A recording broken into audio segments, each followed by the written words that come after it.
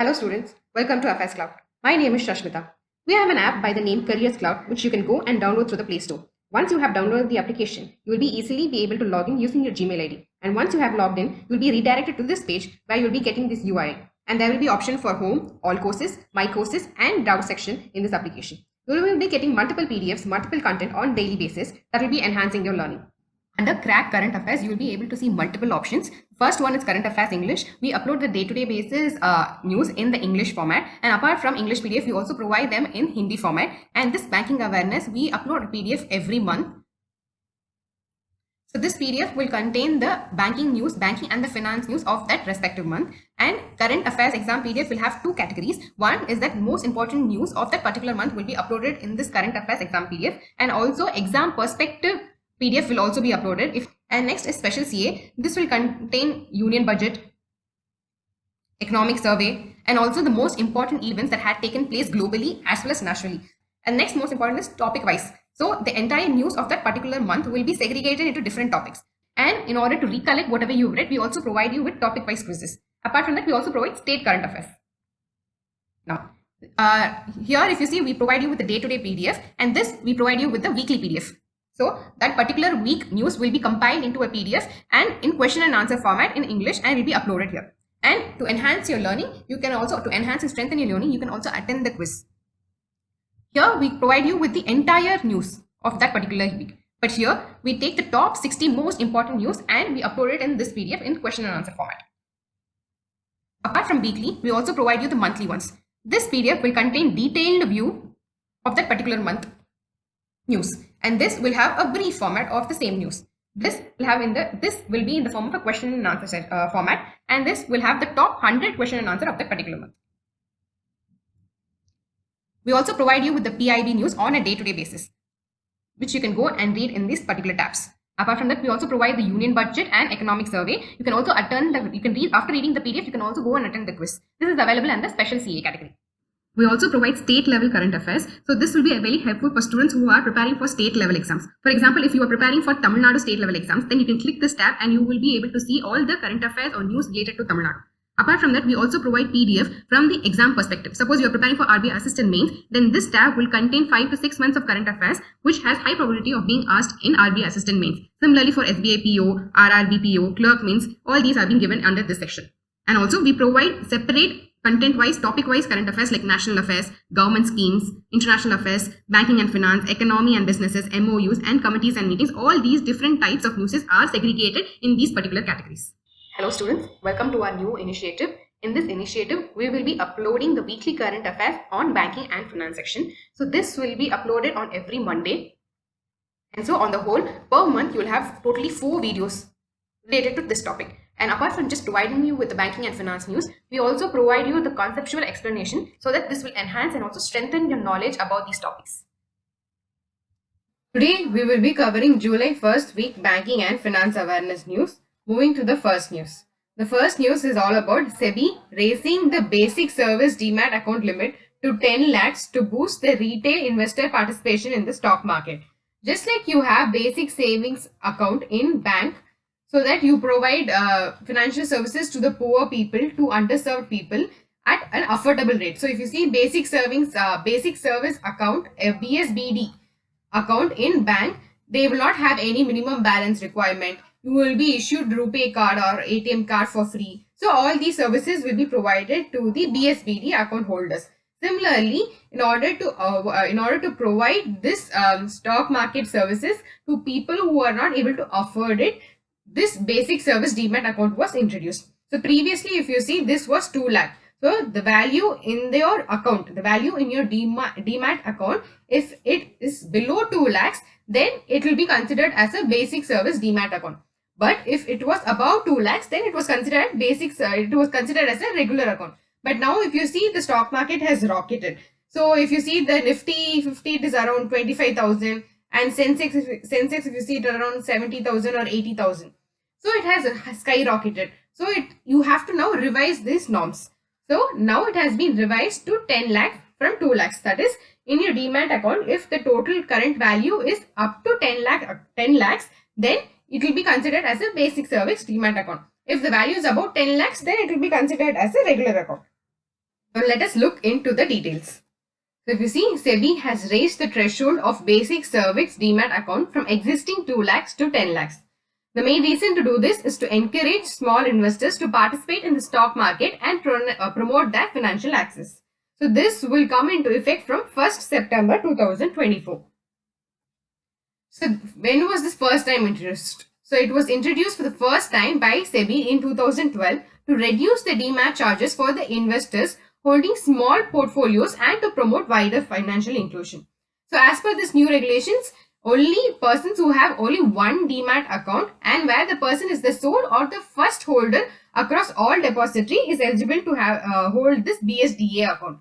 So the value of securities in the account should not exceed 10 lakhs for both debt as well as non-debt. That is, the equity and debt together should not be more than 10 lakh. Then only you are eligible for this BSDA account. So as per the new circular, the annual maintenance charge for the BSDA account will be nil for portfolio up to 4 lakhs, and for portfolio up to 10 lakhs, the annual charges will be 100. So up to 4 lakhs, no charges, and from 4 lakhs to 10 lakhs, the annual charges will only be 100 rupees. So, but if the portfolio is more than 10 lakhs, then this will be automatically converted into a regular demat account. So, according to the new regulations, no service charges will be levied on the electronic statements for these accounts. But if you want a physical statement, then you will have to pay 25 per statement.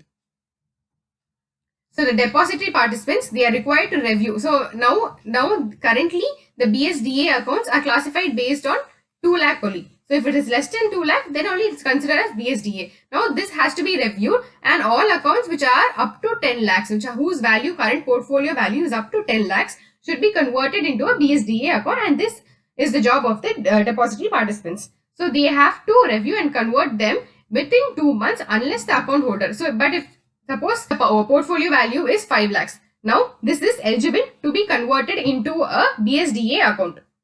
But what if the portfolio person, the investor, tells that, no, I don't want it to be converted into a BSDA account. Kindly let it be in the regular demat account itself. So, if the person voluntarily has to come and tell that, no, I don't want it, let it be in the BSDA account itself, then you don't have to convert it into a BSDA account. But if he hasn't told you, explicitly or via email, then you have to convert it into a BSDA account. So if you see, SEBI chairman is Madhabi Puri Butch. The main thing in here to be noted is that BSDA, basic service demat account, the value has been increased from 2 lakhs to 10 lakhs. And this circular is effective from 1st September 2024. These are the main details to be noted. And also up to 4 lakhs, there are no charges, and from 4 lakhs to 10 lakhs, annual charge of rupees 100 is levied. We have launched a new course called Static Banking Awareness course. Now this course will be helpful for students who are preparing for the banking exams and for the regulatory body exams. And also recently you would have seen Paytm Bank in news frequently. So when an aspirant reads this news, he would have ample number of questions like what is a payment bank, what are the norms for it, and which is the committee that has launched it. So this Static Banking Awareness course lays a foundation to the current banking and finance news. Now, you have to download our Careers Cloud to access this course. Once you have logged into our app, you can go and click this All Courses icon, and then you'll be redirected to this page. In this, you have to go and click the Static Banking Awareness course, and under the Details tab, you will be able to see a brief about this course. And under the Part tab, it will contain all the contents, all the topics of the contents that are currently available in this course. We are working on this continuously, and this will be completed within 2 months.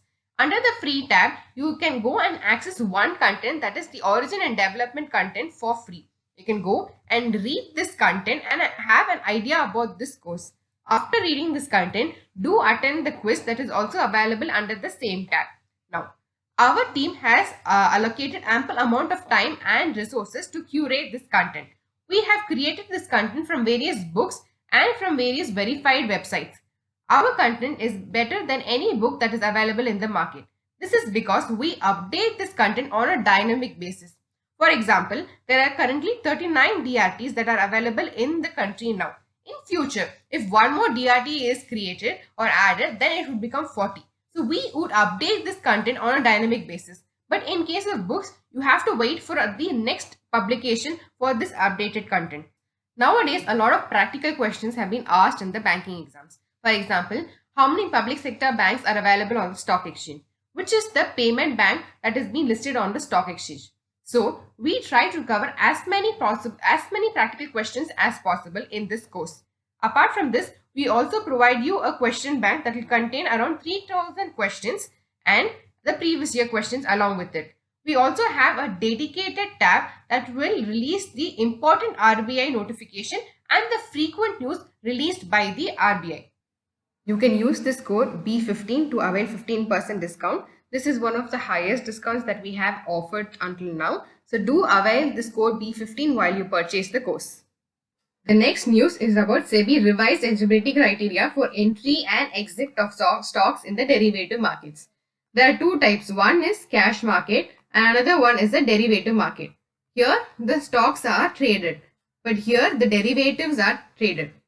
So if you see what is a derivative, derivative is nothing but a financial instrument which derives its value from an underlying product which can be either stock or a commodity or an interest or currency. Any of this can be an underlying product, and from this product only the derivative derives its value. So if you see, there are 10,000 or lakhs of stocks available in the stock market.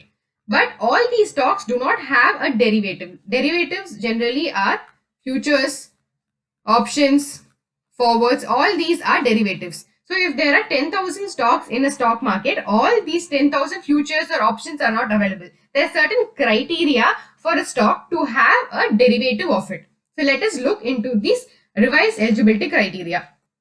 So if you see, SEBI has revised the eligibility criteria for entry and exit of stocks in the derivative segment, that is in futures and options, because futures and options are the derivatives which are traded in the stock exchange, which are regulated and traded in the stock exchange, and for that SEBI has provided the revised eligibility criteria. So as per the new rules, the eligibility criteria will be applicable only to those stocks that have been in the derivative segment for minimum of 6 months. So there is a eligibility criteria for exit. So if there is a derivative market in that one stock has been trading, but it wants to exit the derivative market, then it has to be in the derivative market for at least 6 months. The futures or options of that stock should be traded for at least 6 months in that derivative market. Only then it can exit that market. So this circular will be applicable from 3 months after the date of issuance of circular. Next is that this review happens quite frequently, and the last review for the eligibility criteria for the stocks in the derivative segment happened in 2018. So as per the SEBI's new norm, the eligibility criteria for the entry or the exit of stock should be based on their performance in the cash market. So first, if you see, the stocks trade in the cash market, and depending upon their performance in the cash market, the derivatives will be created or not. Their entry in the derivatives will be dependent upon their performance in the cash market. So if you see, as per the new norms, stocks should be chosen from the top 500 stocks in terms of average daily market capitalization. Also, only top 500 stocks can enter the derivatives, and also the average daily traded value. Both top 500 stocks, that is, and the average daily traded value.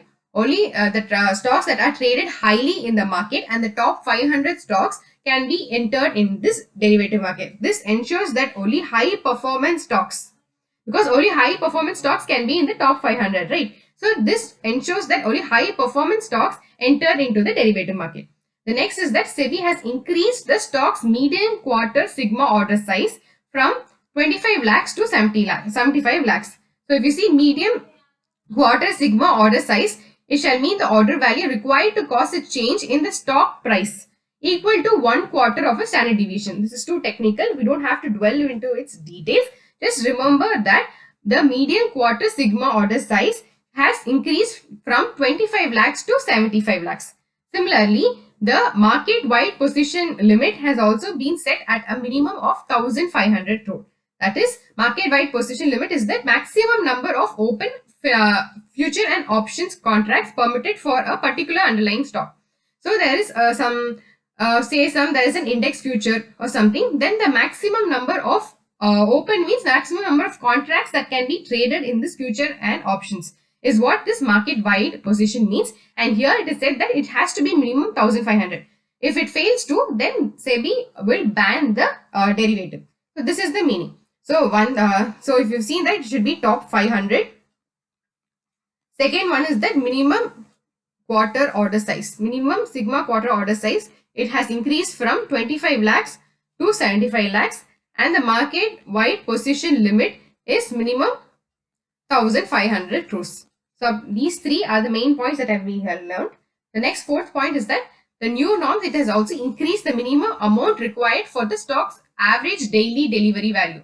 So this means like when a stock is delivered, obviously the owner name changes, right? So from A, if it has been sold to B, then the stock also ownership also changes from A to B. So then only when this change happens only, it means that the stock has been delivered. So the average daily delivery value in the cash market in the prior 6 months, it has increased from 10 crore to 35 crore. So apart from the 3 points that we learned, the fourth point says that the average daily delivery value, it has increased from 10 crore to 35 crore.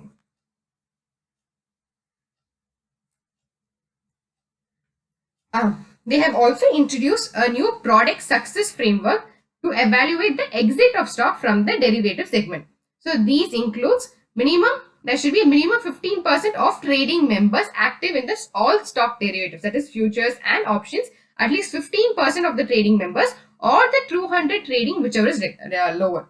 So either 15% of the trading member or 200, whichever is lower, should be there to exit. And also SEBI mandates that stock must trade on a minimum of 75% of the trading days during the review period. Say the review period is for 100 days. In that, at least 75 days, this stock must have been traded to remain in the derivative segment. If not, it will be removed from this derivative segment. The next is that the new norms specify that the average daily turnover should be at least 75 crore during the review period. So, average daily turnover, that is both futures and operations, should be at least 75 crore during the review period. So, if it's for 100 days, then during that it has to be at least 75 crore. Otherwise, it will exit from this derivative. The last point is that the average daily notional open interest should be minimum 500 crore of that particular stock during the period. So, if you see, it should be, the 4 points are at least 15% of the trading member or 200 to be in the derivative market. And the second one is that at least 75% of the trading days the stock has to be traded. Third is that the average daily turnover premium should be at least 75 crores during the review period. And fourth is that the minimum should be the notional open interest should be minimum 500 crore of that stock during that review period. So these are the 4 points. If not followed, it will exit from the derivative segment. The next news is RBI introduced revised SAR currency swap framework for 2024-27. So let us look into the news in detail. So RBI introduced revised South Asian Association for Regional Cooperation currency swap framework for 2004-2007 in concurrence with the Government of India. So the RBI would enter into a bilateral swap agreement with the SAARC central banks who wish to avail the swap facility. Now, what is this currency swap and why do countries involved in this currency swap? So if you see, let us explain with an example. So see, there is a country, Nepal. And now there is another country, India.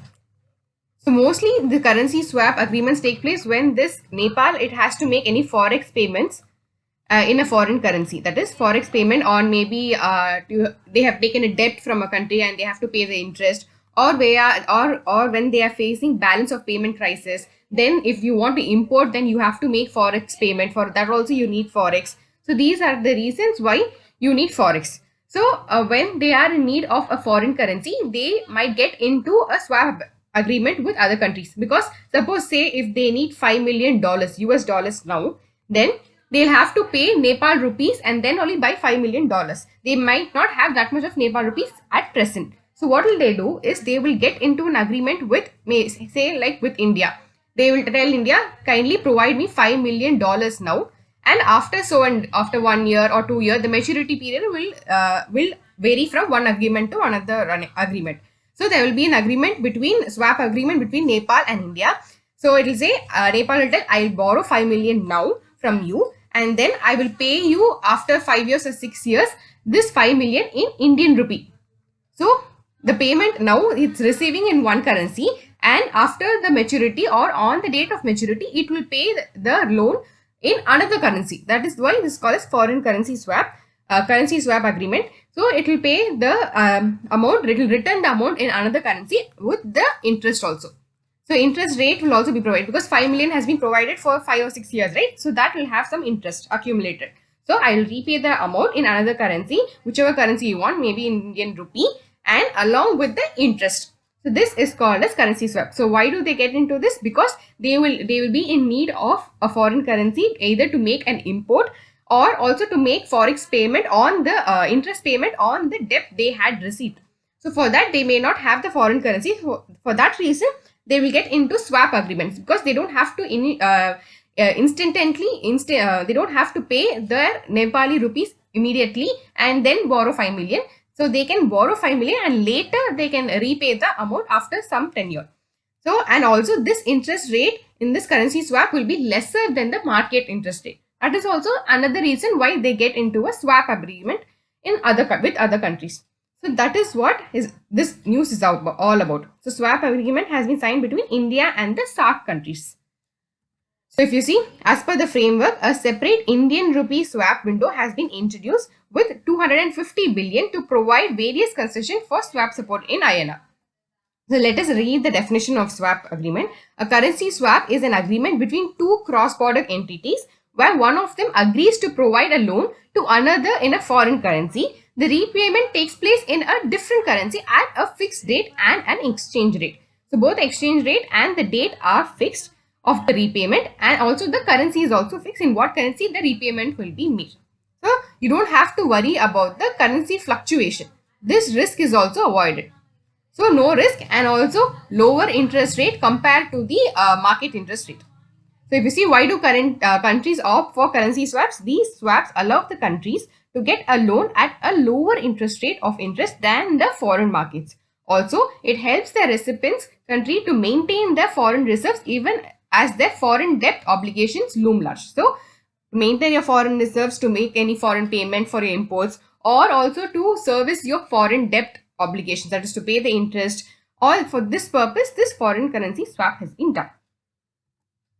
So RBI will continue to provide swap arrangement in USD and Euro through a separate US dollar or Euro swap window worth rupees $2 billion. So let's see about SAARC.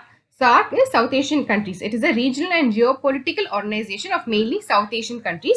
It was established with the signing of SAARC Charter in Dhaka, Bangladesh on 8th December. And at present, if you see, there are 8 member nations in the SAARC. Those are Afghanistan, Bangladesh, Bhutan, India, Maldives, Nepal, Pakistan and Sri Lanka. Do remember these 8 countries.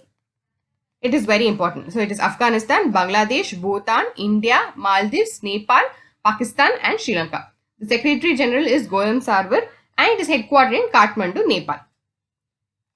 Moving to the next news. So RBI, it has raised the ways and means advances limit for states and union territories by 28% to rupees 60,000 crore. So let us read about this WA. So WMA, if you see, it was a scheme introduced by Government of India in 1997. So why is this WMA introduced? So if a money is required by Government of India or the state government, so you know that Government of India will have certain income, and on the state income it will have certain expenses also. So if there is any mismatch, because it is a huge account, right, a lot of income will be there, a lot of expenses will be there, there will obviously be a mismatch. So a proper entries may not be there, and so there might be a mismatch. Sometimes we'll have more income, less expenses in that case, or more expenses, less income. In that you need to there will be a difference. So the difference has to be financed, right? So that is done by this WMA. So WMA is ways and means of advances. Here Government of India, state government or the union territory also, they can avail loan against the securities, against the government securities. They can avail loan from the Government of India, but the tenure is very short, that is only for 90 days. That is, they have to repay the loan within 19 days tenure, or else it will be converted into an overdraft with a higher interest rate. So this is to service the debt, the money obligation, the finance obligation of the government. So if you see, these are temporary advances given by the RBI to the government to tide over any mismatch in the receipts and payment.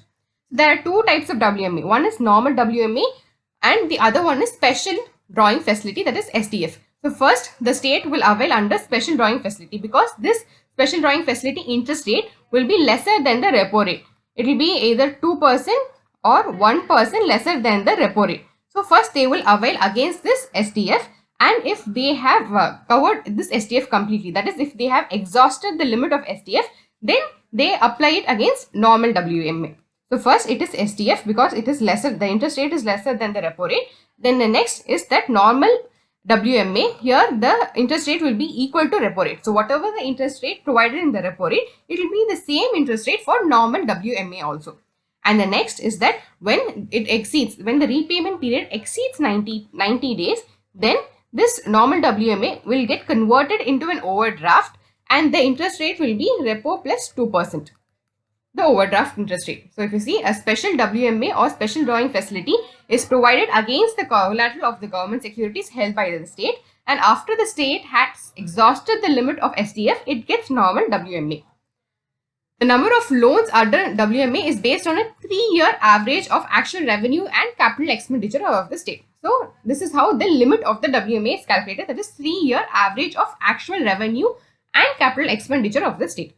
WMA is mentioned under the section 17(5) of RBI Act 1934. So remember the section, it is 17(5) of RBI Act 1994 and it was introduced in 1997. This WMA was introduced in 1997. So remember these two details, section 17(5) and then 1997, which authorizes RBI to lend the center or the state government subject to the repayment within 19 days. The interest rate is charged at the existing repo rate.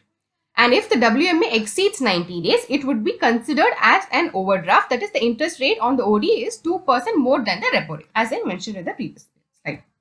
So if you see now, the RBI previously, if you see, the limit was fixed at 47,010 crore for the state government and the union territories. But now it has increased. So RBI now it has analyzed the current situation and it has increased by 28%. That is, the current limit is 16,118.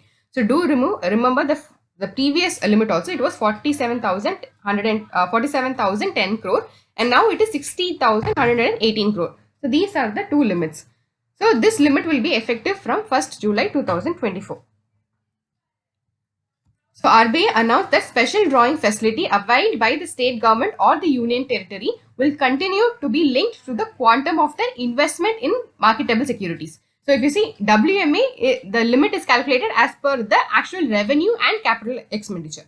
But in case of SDF, it is calculated in proportion to how much money the state government or the union territory has invested. They have invested in the government securities. So how much ever they have invested in the government securities, that much amount they will be able to, in proportion to that certain amount, they can avail against this SDF facility. So RBI working group on consolidated sinking fund and guarantee redemption fund suggested that the maximum limit of SDF that can be availed by the states or union territories against the investment held under the CSF or GRF will be 50% of the lower. So first let us see what is this consolidated sinking fund and what is this guarantee redemption fund.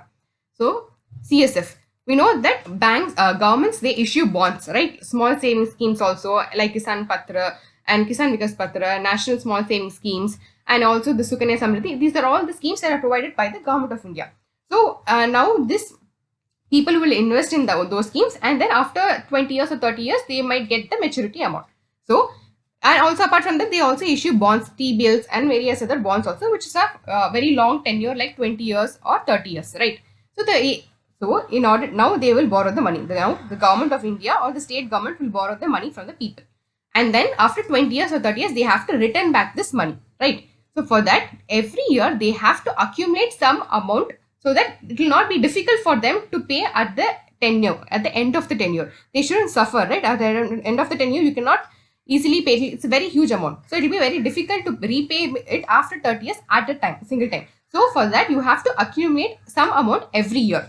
And that accumulated amount will go to this consolidated sink of fund. That is, after 20 years, whatever bonds, suppose you're issuing one bond, okay, that is some 20 years old bond that the government is issuing now. So now itself, every year, they have to accumulate some amount and put in this consolidated sinking fund. So that after 20 years, some amount will be there in this fund, and that amount will be used to repay the matured bonds. So in order to repay back the matured bonds during the maturity period, every year some amount should be invested in this consolidated sinking fund. This is the purpose of the consolidated sinking fund, so that it will be easy for the government to repay the bond amount at the time of maturity. This is the consolidated sinking fund. Next is that guarantee redemption fund. Now, what is this guarantee redemption fund? We know that a lot of state governments and the central governments, they provide guarantee to the central public sector enterprises, state public units and all. They provide guarantee so that they will receive interest, they will receive loans at a lower interest rate from the banks. So this is the guarantee that they provide. They will tell the bank that I will guarantee this loan, so you provide at a lower interest rate. So since the state government or the government itself guarantees, now the bank will have some confidence, and so it will provide a lower interest rate because lower risk is involved. Proportionally, lower interest rate means lower risk. Lower risk means lower interest rate, right? So since lower risk is involved, because the government itself is providing a guarantee, then the loan will be provided at a lower interest rate to the central public sector enterprises and state public units. Now, suppose if these enterprises, if they fail to repay the loan, then since the guarantee is provided by the government has to repay the loan. Okay. In case of worst scenario, if the guarantee has been revoked, that is, if they fail to repay the loan, then the government should repay the loan, right? So for that, they have to save some money in this guarantee redemption fund. So this fund is to repay the bonds, and in this fund, if they fail to repay the loan, because they have provided the guarantee, they have to accumulate some amount of they have to start accumulating that amount, the loan amount, in this guarantee redemption fund. And after this, suppose the loan is closed, then that amount can be used for other purpose. Until then, an amount has to be accumulated in this guarantee redemption fund. This guarantee redemption fund is used when the guarantee is revoked, when the enterprises don't pay back the money that they have borrowed. This is the purpose of consolidated sinking fund and guarantee redemption fund. So it is suggested that the maximum limit of SDF that can be availed by states or union territories against the investment held under this CSF or GRF will be 50% of the lower of outstanding balance of the loans as on the last date of the second preceding quarter and the current balance held. So whichever is lower among these two, that amount will be taken, and depending on that amount only, the SDF will be issued. So this is the purpose. So I hope you understand. The main point to remember is that WMA was introduced in 1997 under Section 17 Clause 5 of RBI Act. The next news is about government monetized assets worth rupees 1.57 lakh crore under National Monetization Plan in financial year 2024 against a target of 1.8 lakh crore. Now, what is this National Monetization Plan? This was introduced in August 2021. That is, the existence of this plan is from financial year 22 to financial year 25. And the target is 6 lakh crore. It is to achieve 6 lakh crore. So if you see, if there are any assets, brownfield assets, that means already existing infrastructure. Brownfield means already existing infrastructure. So if these infrastructures of the government are underutilized or unutilized, then they will lend it to the private sector to operate it, and in return the government will get a lump sum. So if you see, example, if you see the roads or the highways which is being constructed by the government, they will be leased to the private sector for 30 or 40 years for quite long period. This private sector will operate the highways, that is, they will collect the toll, they will maintain the road. All this will be done by the private sector.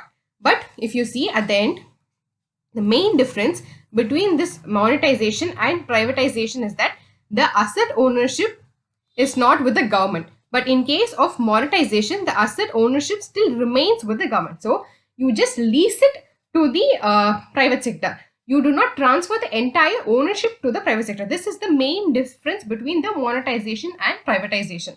So this is one form of revenue to the government sector, and using the money that they get from leasing this to the private sector, they use that for creating new infrastructures or to create green infrastructure, that is to create greenfield infrastructure and all, this money will be utilized. So let us look into the news in detail. So according to the official data released by Niti Aayog, the government of India, it has monetized asset worth rupees 1.57 lakh crore in financial year 24 as against a target of 1.8 lakh crore. Though it has not achieved the complete target, but it has almost come close to the target. So if you see the NMP, that is National Monetization Pipeline, it lists out assets and asset classes under various infrastructure ministries, which will be monetized over a period of time. So currently, if you see the assets of the central government line ministries and CPSE, that is Central Public Sector Enterprises, are only included. So if you see the state government assets are not included, only the central government and CPSE are included. So what do they do is that unlocking the idle capital from non-strategic underperforming government owned assets. So they use the government owned assets which are underperforming. Using that, they get the money from the private sector. It also envisages that then the money that is obtained, it is reinvested in the funds that creates new infrastructure projects, augmenting of assets such as greenfield infrastructure creation. So there is a brownfield. From that you give it to the private sector to run it. From that you get a lump sum. And from that you create new infrastructures, that is greenfield infrastructures. So this is the main thing of the National Monetization Plan. So if you see, the cumulative monetization potential of the central government's brownfield infrastructure assets have been estimated at rupees 6 lakh crore for over a period of 4 years, that is from financial year 22 to 25. So the total monetization under this NMP since its launch in 2020-21 stands at 3.85 lakh crore. So since it launched, it has achieved 3.85 lakh crore. The target is 6 lakh crore. So under national monetization, the total target financial 22 and 23, you see it is 2.5 lakh crore for both the financial years against a target and out of this 2.3 lakh crore has been achieved. So for both these financial year, the target was 2.5 lakh crore and from that we have achieved 2.3 lakh crore. So let us see each ministry wise achievement under this national monetization. So if you see Ministry of Coal, it has achieved 56,000 crore, the highest. Ministry of Road and Transport Highways 40,000 crore, Power 14,000 crore, Ministry of Mines 4,000, Ministry of Petroleum Natural Gas 9,000 and Ministry of Housing and Urban Affairs 6,000 and then shipping it is 7,627 crore. The Niti Aayog chairperson is Narendra Modi, the Prime Minister itself. The CEO is BVR Subramanian and it is headquartered in New Delhi. Moving to the next news. So RBI joins the project called Nexus to enable instant cross-border retail payment. So what is this Nexus? This is a new initiative, international initiative by the Innovation Hub of Bank for International Settlement. Just like RBI has a RBIH, that is Reserve Bank Innovation Hub, which is one of the subsidiary of RBI. Similarly, this Nexus is being introduced by this Innovation Hub of Bank of International Settlement to provide cross-border settlement instantaneously. So to send money to other countries, into your relatives, if your relatives are staying in Malaysia or some other country, in order to send them money instantly, this project has been started or has been introduced. So let us look into this detail. So Project Nexus, it is a multilateral international initiative aimed at facilitating instant cross-border retail payment by interlinking domestic fast payment system. The fast payment systems of the countries are linked to provide this cross-border payment. So this is conceptualized by the Innovation Hub of the Bank for International Settlement to streamline and standardize the connection between domestic instant payment system worldwide. So what are the countries involved in this part? So it aims to connect the fast payment system of Malaysia, Philippines, Singapore, Thailand and India. So these are the 5 countries, that is Malaysia, Philippines, Singapore, Thailand and India are the 5 countries for which whose fast payment systems will be connected in this project. And so for this, the agreement have been signed between all the central banks of these 5 countries. So in case of Malaysia, it is Bank Negara Malaysia and then Bank of Thailand, Banco Central Filipinas, Monetary Authority of Singapore and the Reserve Bank of India has signed this agreement for this purpose. So this platform is expected to go live by 2026. The next news is that SBI has launched MSME Sahaj portal, web-based digital business loan solution for the MSME invoice financing. So what is this invoice financing? So if you order something, then you an invoice is being created, right? Similarly, when an MSME, suppose a person A buys from an MSME. So this person will generate an invoice, right? This MSME will generate an invoice against a product that is being purchased by A. But A will tell that I will give this money after 30 days. Okay. So, but MSME might need the money the next day itself because there will be cash crunch for the MSME.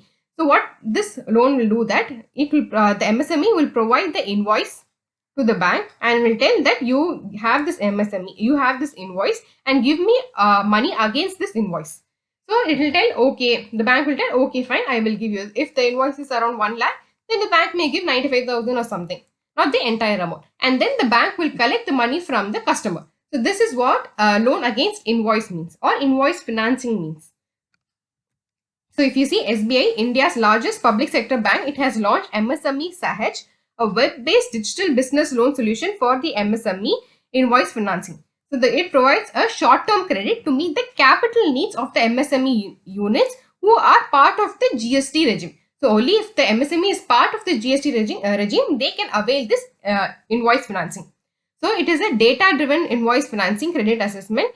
It will provide complete solution, that is from applying loan, documentation and disbursement within 15 minutes. The time period is very important. It is just 15 minutes for this MSME Sahaj. So the SBI customers, they can avail finance or loan against their GST registered sales invoice of up to 1 lakh. The existing MSME customers, so where to go and apply, they can go and apply this product or access this product via this YONO app, that is you only need one app. So about State Bank of India, the chairman is Dinesh Kumar Kara, the headquarters is in Mumbai and tagline is the banker to every Indian.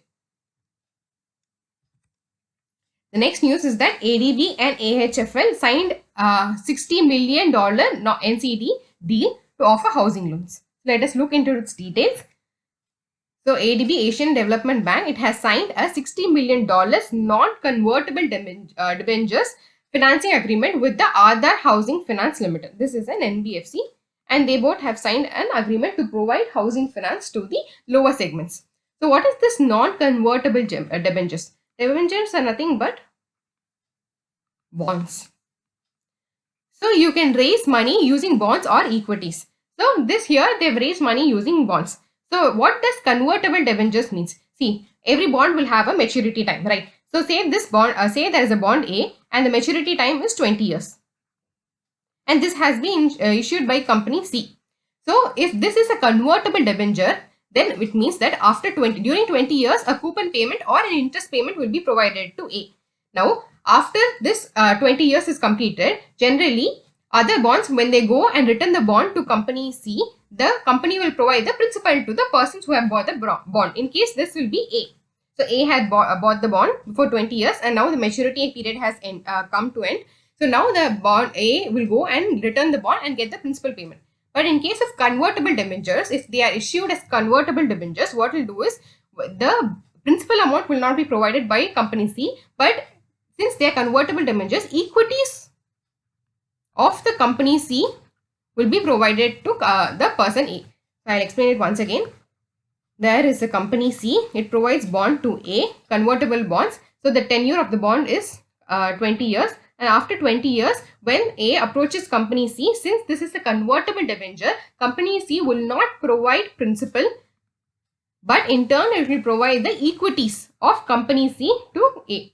This non-convertible debenture just acts in the opposite way. That is, here the non-convertibles, they cannot be converted into equities. So after the maturity period, the principal amount has to be returned. This is what is the meaning of a non-convertible debenture. So this funds will support housing loans for women and address the shortage of financing in low-income housing and affordable housing segments. So at least half of the funds will be deployed in these 8 states. So what are these 8 states? Bihar, Chhattisgarh, Jharkhand, Madhya Pradesh, Odisha, Rajasthan, Uttar Pradesh and West Bengal. So the funds collected from ADB, in that 50% will be used in these 8 states. So AHFL targets lower income borrowers and they offer loans with an average ticket size of 9 lakhs. So it was formed with, so how was AHFL, Aadhar Housing Finance Limited, formed? It was formed with the merger of DHFL Vyasya and the Aadhar Housing Finance. In 2015, it was amalgamated with the DHFL and renamed as Aadhar Housing Finance Limited. The MD and CEO of AHFL is Rishi Anand. The next news is that Mindspace becomes first Indian REIT to secure 650 crore sustainability linked bonds from the IFS. REIT is Real Estate Infrastructure Trust Fund. So they raise money from the people and invest in real estate, commercial space, like IT parks and all. They invest, and in return what people will get, that the rent, they will get it in rent format. So they invest in companies or this real IT parks, right? So this IT parks in return will pay the rent, right? This rent will be distributed to the people invested. This is how people investing in REIT earn money or earn returns. So here they are talking about the Mindspace REIT. It has secured sustainability linked bond worth rupees 650 crore from the World Bank member IFSC, that is International Finance Corporation. So the total sustainability linking finance is now worth 1860. So total sustainability linking finance is now 1860, and from this 1860, 650 crore has been borrowed from IFC. So the targets include, so what is this sustainability link bond? What is the purpose of the sustainability linked bonds? It is to reduce the greenhouse gas emissions, increase the share of green certified areas for existing buildings, and decline in energy intensity. This is the purpose of the sustainability linked bonds. So sustainability linked bonds, if you see, this is a performance based instrument. It allows issuers to achieve better sustainability outcomes while getting benefits from the discounted interest rate. So this, if you see, this money is being used for good purpose, that is to environmental friendly activities, like to reduce the greenhouse gases, to reduce the energy emitted, or for this purpose this is being used. So for this good purpose, what is that happens that the money raised from this bond, you have to pay only lesser interest rate for this. That is, the discounted interest rate is applicable because this is for a good cause. This is for environmental friendly purposes. So a discounted interest rate has been applied on this bond. So the MD and CEO is that Ramesh Nair, and the headquarters is in Mumbai, Maharashtra. IFSC, if you see, MD is Maktar Diop. It is headquartered in Washington and it was established in 1956. The next news is that RBI gold reserves overseas drops to its lowest at 47%. So by the end of March 2024, if you see, the RBI's total gold holdings stood at 822 tons, and its at-home holdings, it increased from 39% to 53%. So we know that recently RBI had taken 100 tons of gold from Bank of England. So it had stored a lot of gold in the Bank of England vault, and now recently RBI has taken back its, or has shifted this 100 tons of gold to RBI reserves. So by end of March 2024, if you see that RBI's total gold holdings stood at 822 tons, and its home holdings increased from 39% to 53%. This is not only the case of Reserve Bank of India, but even other central banks, they have increased their gold reserves domestically. So if you see, other central banks, they have increased from 50% in 2020 to 68% in 2023. And expectation is that it is going to increase to 74% within the next 5 years, as per the Invesco survey of 57 central banks. Next is that Bank of Baroda appoints Sumit Nagal as its brand endorser.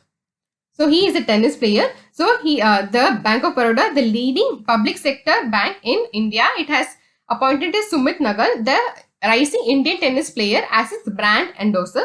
So the other brand endorsers are PV Sindhu and Shafali Verma. So if you see, in April 2024, Sumit Nagal, he became the first Indian player in 49 years to qualify for the main draw of the Monte Carlo Masters tournament, and the first Indian men's player to win a Masters 1000 match on a day. So for this purpose, Bank of Baroda, they have appointed Sumit Nagal as as its brand endorser. The MD and CEO of Bank of Baroda is Debadit Chand, and it is headquartered in Vadodara. It was established in 1908. The tagline is India's International Bank. The next news is that RBI imposes 29 lakh penalty on the HSBC. This is headquartered is in London for card rule violation. So it imposed a penalty of 29 lakh on the Hong Kong and Shanghai Banking Corporation Limited. And the reason is that non-compliance with regulatory directives concerning credit card, debit card and rupee denominated prepaid cards. So for this reason, they had imposed a penalty. So just remember the penalty amount and it on HSBC.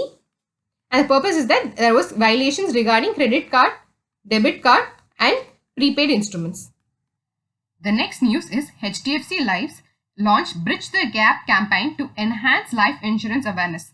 So to increase the life insurance awareness among people, to increase the importance of life insurance among people, it has partnered with ET Now, an English business channel, and through this partnership, it produces a series of informative chat shows. So all in this chat shows, it will enhance the value. It will tell people that how important life insurance is. All this will be discussed in this chat shows.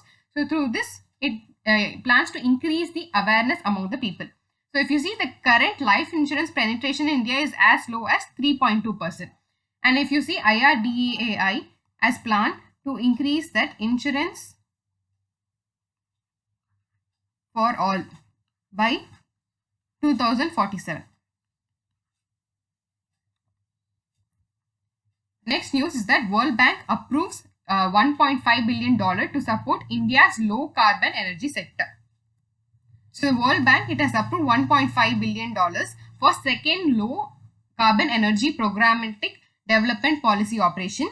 This is to accelerate the development of low carbon energy. So you know that all countries are working towards low carbon energy to reduce the greenhouse gas emissions and also to increase afforestation, so that the climate, because the climate change is becoming really catastrophic. So all to reduce all this, all countries are working, and for that in India, World Bank has approved a $1.5 billion for low carbon energy project.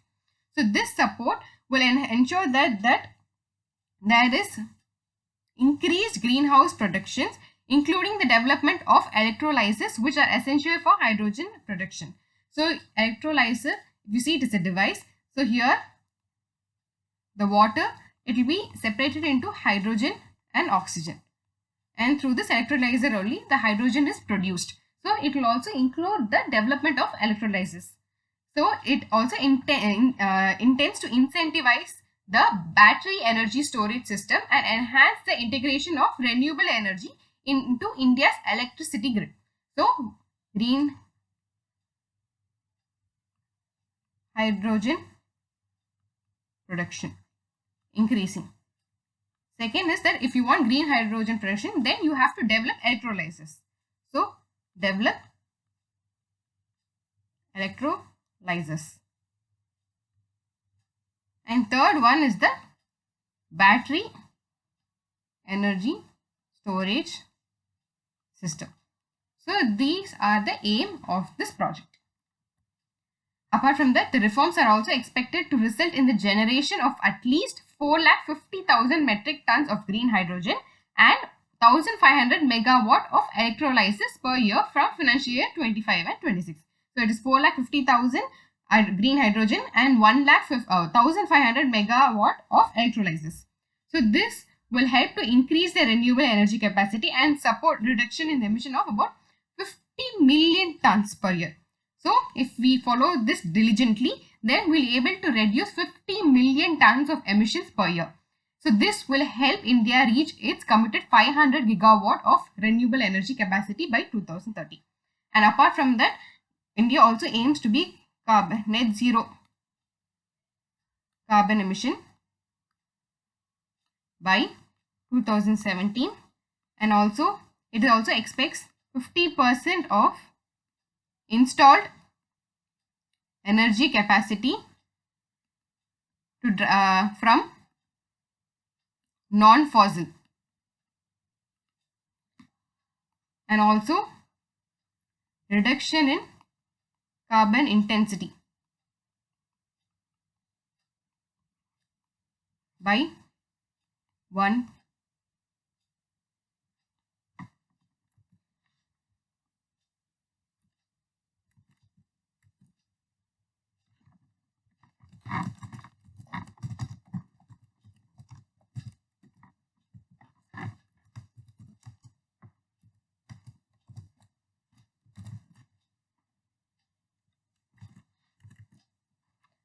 and also reduction in carbon intensity by 1 billion tons. So these are the various ambitions of India towards greenhouse and a better climate environment. The next news is that MMRDA inks 850 crore urban infra financing pact with German development bank KfW. So if you see Mumbai Metropolitan Region Development Authority, it has signed an agreement with German-based KfW Bank to provide financial support of around 850 crore for urban infrastructure projects in Mumbai. So this will, out of this 850 crore, mostly the amount will be allocated towards sustainable development projects. So the estimated total budget is 1215, and out of this 1215, MMRDA will contribute 365 crore from its corpus. So if you see in November 2020, KfW extended 2 loans worth 545 million euros to support 2 key mass transit projects in Mumbai. So KfW has already provided 545 million euros for 2 projects. And the 2 projects are metro line from Vadala in central Mumbai to Kasaragod in Thane, and also a metro line from Kasaragod to Gaimukh in Thane. So these are the 2 lines. So if you see about KfW Bank, the CEO is Stefan Wintels and it is headquartered in Frankfurt, Germany. And about MMRDA, the Metropolitan Commissioner is Dr. Sanjay Mukherjee and it is headquartered in Mumbai, Maharashtra. The next news is that Union Bank of India launches Union Premier for high-valued customers in RUSU markets. So Union Bank of India, it has launched its new Union Premier. So it is designed for high-value customers. In RUSU means rural and semi-urban markets. So in this dedicated personal RM, that is relationship manager for each premium customer, will be provided for all his banking needs, and by this customer services will also be quickly handled with minimum turnaround time. So this is the main purpose of this Union Premier. The MD and CEO of Union Bank is Mani Megalai and it is headquartered in Chennai. Moving to the next news, DBS Bank India partnered with RXIL to offer pre-shipment financing for MSMEs. So if you see, pre-shipment financing solution is provided to empower the SMEs in India, and in that it has partnered with Receivables Exchange of India Limited, the first RBI licensed exchange platform under the TREDS, that is Trade Receivable Electronic Discounting System. So DBS Bank will be the first bank to partner with RXIL to offer this end-to-end supplier financing. So DBS has partnered with RXIL to provide TREDS service to MSME. This is the main point to remember. So remember DBS and RXIL. So what is this TREDS platform? So here you will have supplier who is a MSME, and then a buyer, a corporate, and then a lender. Lender will be any financial institution. So here it issues invoice. So buyer has bought a product from this MSME, but he will not be able to pay it right now. He will pay it after 30 days or 60 days, whatever it is. So that invoice will be generated and issued in this TREDS platform. And then this buyer will confirm, okay, this invoice details are correct, I approve it. So this buyer will approve it. And after that, this supplier will apply for invoice financing. He has promised that he will give after so many days, but now I need money, so I am applying for invoice financing. So and then this lender, it will tell, the supplier will tell like how much amount is required, at what rate of interest. All this will be mentioned in this application, and this lender will check, and whichever lender is okay with it, it will approve this financing, and then the financing will be provided to the supplier, and afterwards this buyer will remit the payment at maturity. The buyer would have told, right, I will pay this amount after 50 days or 60 days. So that will be done after that maturity period. Now, recently, if you see in the last financial year, a 4th participant has been added to this TREDS platform. Name that 4th participant. The next news is that CS Setty receives FSIB nod to head as the SBI chairman after Kara retires. So Chala Srinivasalu Chetty has been elected as the 27th chairman of State Bank of India by the Financial Services and Institution Bureau. So this bureau will only appoint make appointments or make suggestions to whole-time directors and also non-executive directors. This is the main purpose of this institution bureau. So this is an arm of the central government of India. So SETI will succeed the current chairman Dinesh Kumar Kara, whose term is expected to end by August 28, 2024. So CS SETI had began his career with SBI in 1988 as the probationary officer, and now currently he is serving as the managing director of the State Bank of India. So who will succeed other Dinesh Kumar Kara? It is CS SETI, and he has been appointed by the FSIB. He has been selected by the FSIB, that is Financial Services Institution Bureau. These are the main points to remember. Next is that ICICI Bank launches Zafiro Forex card for Indian students. So ICICI Bank launched a prepaid student Zafiro Forex card for the Indian students who are going for abroad for higher education. So this card provides various features like currency support of loading and transacting in 15 currencies, and also offering joining benefits up to 15,000. So these are the various benefits provided by this card. So if you see, the MD and CEO is Sandeep Bakshi. It was established in 1994 and headquartered in Mumbai. The main points to remember here is ICICI Bank. The card is Student Zafiro. Student Zafiro is being launched by the ICICI Bank. Next is that LIC redesignated Siddhartha Mohanty as its CEO and MD. So the current CEO and MD is also Siddhartha Mohanty, and now his term has been extended further. So he has been appointed as the chairman of LIC in April 2023 until 29 June 2024, and now his term has been extended further to 7th June 2025. So if you see, at present there are 4 MDs in LIC, that is M. Jagannath, Tablesh Pandey, Satpal Bhanu, and R. Duraisamy. So if you see, Mohanty sir, he has joined as an apprentice officer in 1985, and present he is also director on the board of Kenya Assurance Limited, a life and non-life insurance company based in Kenya. So next is about a partnership of NABARD. So NABARD partners with online PSB loans to digitize this Jan Suraksha schemes. If you see, NABARD has signed an MOU with the Online PSB Loans Limited to promote the financial inclusion through the RRBs. So for this, NABARD will integrate with all 43. So if you see, there are currently 43 RRBs in India onto the Jan Suraksha portal. So Jan Suraksha portal, if you see, it will offer digital enrollment and claim settlement for the Pradhan Mantri Jeevan Jyoti Bima Insurance and Pradhan Mantri Suraksha Bima Insurance. So both these are, this is a life insurance and this is an accident insurance. So this portal will offer digital enrollment and claim settlement.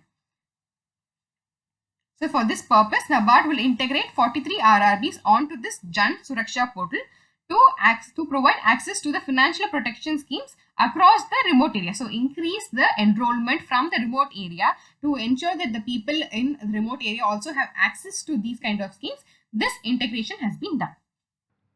Thank you for watching the session. I hope you had enjoyed it. We're also available in Telegram under the name AffairsCloud_official. We also have an Instagram handle. Apart from this, you can contact us directly on 9677333862 regarding any courses that we offer or regarding any payment issues. You can contact directly on this number. Thank you.